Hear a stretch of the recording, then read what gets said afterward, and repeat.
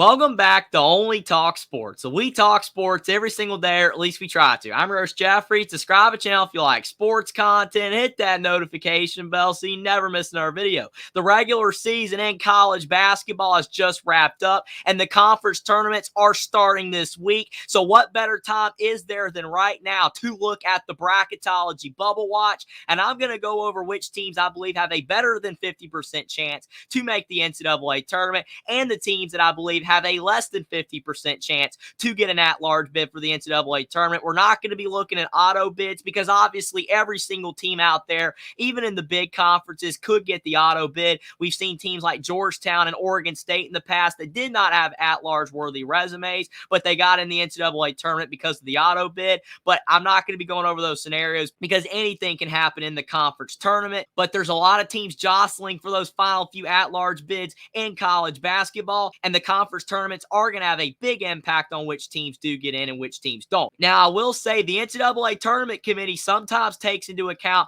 what teams do in the conference tournament more often than in other years, so we don't know how much the tournament committee is going to take it into account this year. Sometimes they look at what you did more in the regular season, but the conference tournament still matters. In the bracket matrix, though, all the teams that are a 1 seed all the way down to an 8 seed, they're going to make the NCAA tournament no matter what, even if they lose early in their conference tournament. You look at Gonzaga right there as a 7 seed or St. Mary's as an 8 seed. Even if they lose in the WCC tournament, there's still no way that the tournament committee is going to leave them out. And when you look at teams like Boise State and Colorado State and Nevada who are in the Mountain West, if they lose early in the Mountain West tournament, they've still built up a good enough resume that they are in. I can comfortably say that all of these teams in the top 8 seeds are in the NCAA tournament no matter what. When you get to the 9 seeds, it's a little bit more dicey. I think Northwestern's done enough. Boo Buie is trying to carry the Wildcats right now because of the fact that they have some injuries to some of their other players, but they got enough big wins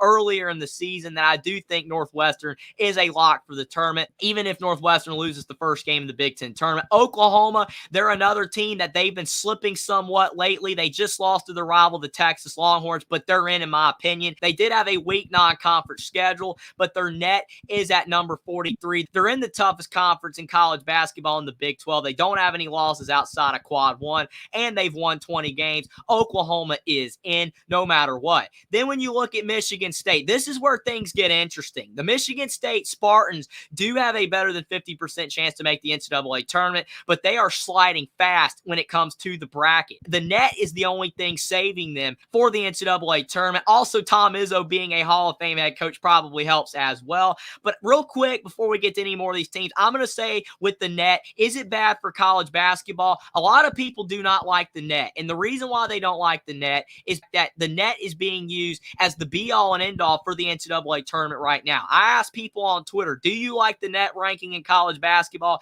80% of people said no. And I agree. I don't think the net is all the way bad, but they take efficiency metrics into account so much now when it comes to the tournament. If you beat teams by a lot in the non-conference, if you beat up on all those bad opponents you play versus if you barely beat those teams, they're going to look better on the teams that perform better against those smaller schools. And that's why you've got a team like Michigan State who is at number 25 in the net. They're only 18-13 overall. They're 3-8 in Quad 1 and 5-5 in Quad 2. Whereas you look at another team in the Big Ten like Indiana, who's all the way down here at number 93 in the net. They have the exact same record at 18-13 and basically the same Quad 1 and Quad 2 at 3-8 in Quad 1, 5-4 in Quad 2 for Indiana, and they do have one Quad 3 loss. But Indiana is nowhere near the NCAA tournament field because of the fact that Indiana's net ranking is so low because they did not blow out a lot of the smaller schools in the non-conference, whereas Michigan State did. And that, to me, is not fair. I don't think Michigan State should be a lock for the NCAA tournament because they haven't been performing like an NCAA tournament team lately. I also asked on Twitter,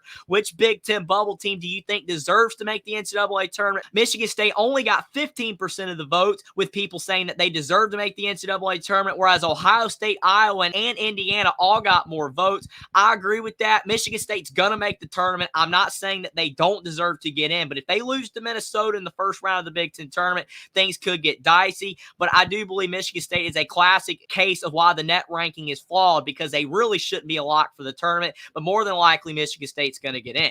TCU is also a non-seed, and they've been slipping lately. They just lost to UCF on their own floor. That was a very tough loss, but I do think TCU is more than likely going to make the NCAA tournament regardless. TCU has pretty good metrics overall. They are a team. It's in the Big 12, which is, again, the toughest conference in college basketball. Their net is at number 40, and they have 4 quad 1 wins. They've won 20 games overall. They've been slipping, but TCU is going to get in. Nebraska's a lock for the NCAA tournament. They've got some good wins. They knocked off Purdue. I don't think Nebraska should be on the bubble at all. They really should be higher than Michigan State in the bracket, and I believe that Nebraska will end up being a lock for the tournament no matter what. Florida Atlantic is a 10 seed out of the American Conference. Yes, Florida Atlantic has that appeal from last season when they went all the way to the Final Four, so I believe that helps with their standing this season. But to their credit, the Owls have looked pretty good this season overall. They only have 7 losses on the season. The only thing hurting their resume is they do have 2 quad 4 losses, but they have 10 quad 1 and quad 2 wins. If Florida Atlantic loses in their first game in the American Conference tournament, I could see the Owls somehow falling out of the NCAA tournament bracket, but they should be a lock more than likely. Mississippi State is slipping fast. They're a team that has a better than 50% chance to make the NCAA tournament, just like all the teams ahead of them, but Mississippi State is not in as good of standing as they used to be. I did a Twitter poll asking between Mississippi State, Texas A&M, and Ole Miss, who deserves to make the NCAA tournament, and Mississippi State still has the most votes, so the Bulldogs are in the best shape out of the SEC to get in. Their net ranking is at 42. They've got 6 quad 1 and quad 2 wins. They have a quad 4 loss, which isn't good. And I know the NCAA tournament committee has not said anything on how you perform toward the end of the season versus how you perform at the beginning of the season, but Mississippi State has been playing poorly lately, just like Michigan State. And if the committee does take that into account, that is going to hurt the Bulldogs' chances. They need to advance a little ways in the SEC tournament. Can't lose that first round game to LSU. That's who Mississippi State plays in the SEC tournament. If they somehow drop to LSU, I could see the Bulldogs getting left out of the NCAA tournament field. But Mississippi State is the first team that is on shaky ground. All of the teams that are ahead of them in the bracket matrix, they got a plus 90% chance to get in. Mississippi State is definitely around that 65 to 70% chance. They're in decent shape right now, but can't drop that game to LSU, or they could find themselves on the wrong side of the bubble. Seton Hall is a team that is very polarizing because their computer metrics are awful. They're only at 62 in the net, but they've got 5 quad 1 wins and 4 quad 2 wins. So they got better wins than most of the other teams on the NCAA tournament bubble, and that's why I don't think the net is absolutely fair, because Seton Hall probably should be a bit higher than some of these teams like Michigan State or Mississippi State, because Seton Hall has better wins. Seton Hall is definitely going to have to not slip up early on in the Big East tournament, because if they do, I could see a scenario where the tournament committee does not allow Seton Hall to get into the NCAA tournament field because of the fact that their metrics are not that great. They do face St. John's in their first game in the Big East tournament. So that is a game that if Seton Hall does not win, it would not hurt their NCAA tournament resume all that much. And for that reason, I think Seton Hall is a better shot to get in the tournament at around a 75% chance to Mississippi State's 65% chance. Virginia is on the 11 line, and the Cavaliers are another team that have been fading lately. They have not been playing good basketball the last few weeks, and I think the NCAA tournament committee will take a little bit of that into account, even though, like I said, I'm not sure how much of that they will take into account. But the Cavaliers, their offense is one of the worst in college basketball this season. They've struggled to score. Yes, Tony Bennett's squad's defense has been solid overall, but it just hasn't helped them get enough quality wins down the stretch of the season. If they play Clemson in their matchup in the ACC tournament, if Virginia loses that game, I do believe that that would be a scenario where Virginia would probably sneak in because they would have a 22-10 record. They're at 51 in the net right now. They only have 2 quad 1 wins, but if Virginia has to end up playing instead of Clemson, a team like Boston College or Miami, who is in much worse standings in the ACC and have worse net rankings, and Virginia lost that game,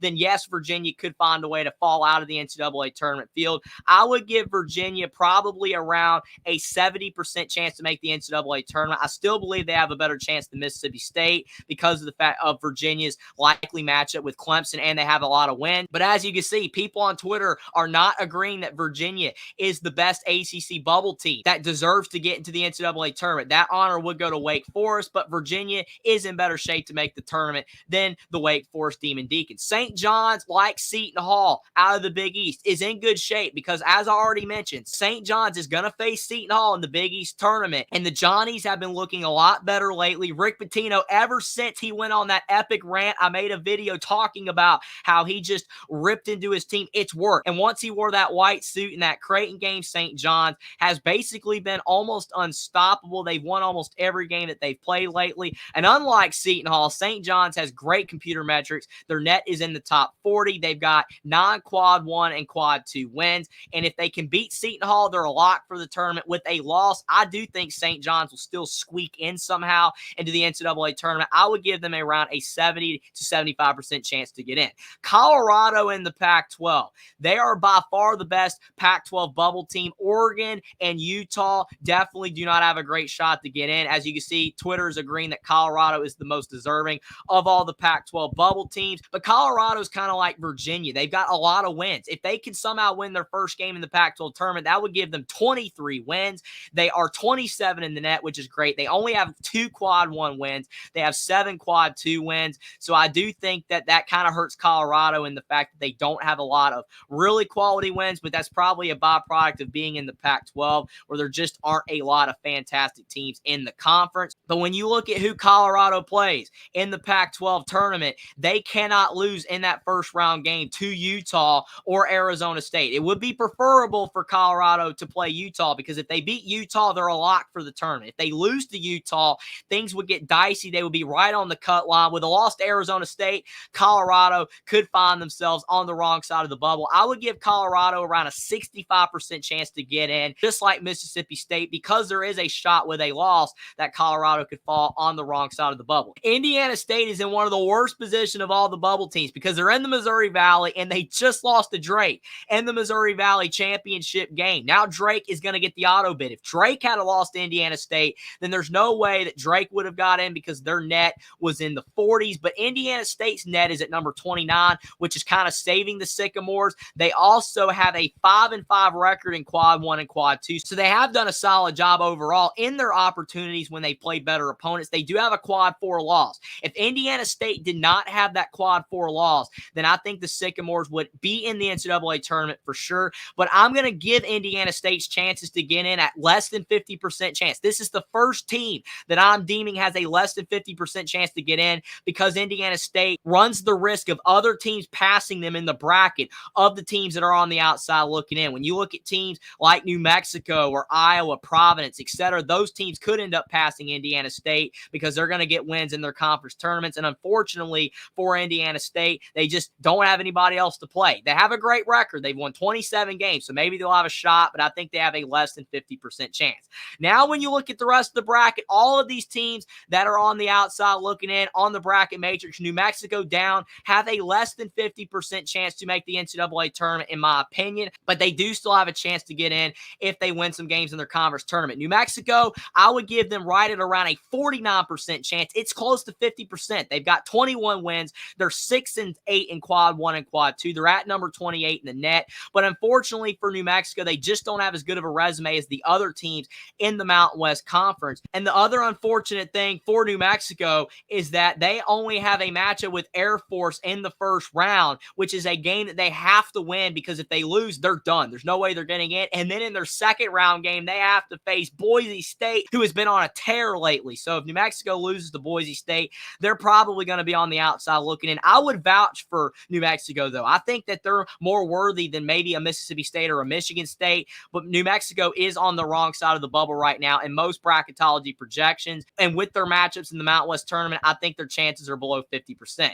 The issue for Villanova is they're at 17-14 overall, and they have really good computer metrics. Their net is at number 33, and they're 9-11 overall in quad 1 and quad 2, but that's the issue. They're 4-10 in quad 1, so they've had a lot of opportunities, and they just haven't won a lot of those matchups. And Villanova is only at 3 games over 500. No team has ever gotten to the NCAA tournament that has been at less than 3 games over 500, so Villanova is going to have to win a game in the Big East tournament to have any shot. They faced DePaul in the first matchup, which does you absolutely no good because DePaul is an awful basketball team. And then Villanova faces Marquette in the second round. If Tyler Kolek's back, Villanova more than likely will not be able to win that game. So Villanova's chances are below 50%. Iowa's a team that I think has a shot based off the fact that they've been hot lately. They've been playing pretty solid basketball. So I do believe that the committee needs to give them a look. If you do look at the fact they have Ohio State in the first matchup, that is a game that actually could help out Iowa because Ohio State has a decent resume overall. The biggest thing holding Iowa back is that they're only 60 in the net,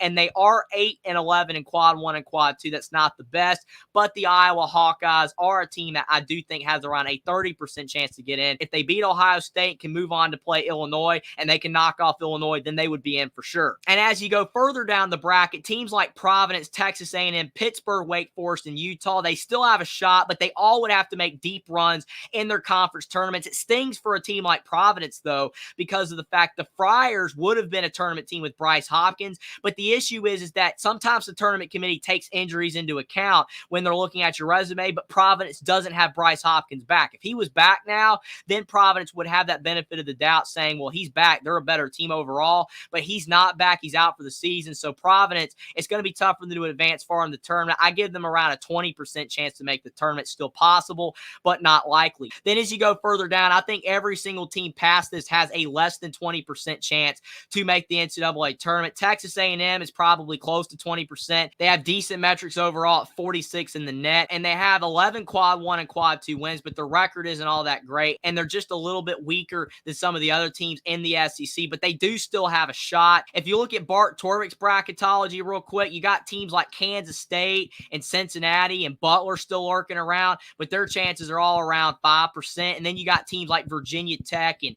Memphis and Indiana. All these teams have gotten some decent wins down the stretch of the season, especially a team like Indiana, but their metrics, some of them aren't that great, and I do believe that their chances are under 5%. But it's going to be interesting to see what happens with the bracket. I do believe that the bubble is very small this season. Most teams have already locked their way into the NCAA tournament. There's really only about 8 spots left up for grabs, and if most of these teams win their first game in their conference tournaments like St. John's or Mississippi State or Michigan State, then they're going to be locked. So a lot of the teams on the outside looking in still have a chance, but their chances are very slim for that reason. But let me know what you guys think in the comment section down below about my assessment of the bubble, and if you agree with my percentages for the teams around the cut line on their odds of making the NCAA tournament, and which teams you think will end up squeaking their way into the NCAA tournament, which teams you think are not going to get in, and what your thoughts are on the net, and if you agree or disagree with my take on whether the net is good or bad for college basketball. Subscribe to the channel if you like sports content. Like this video down below. Follow me on Twitter as well. Link is in the description, and I'll see you next time.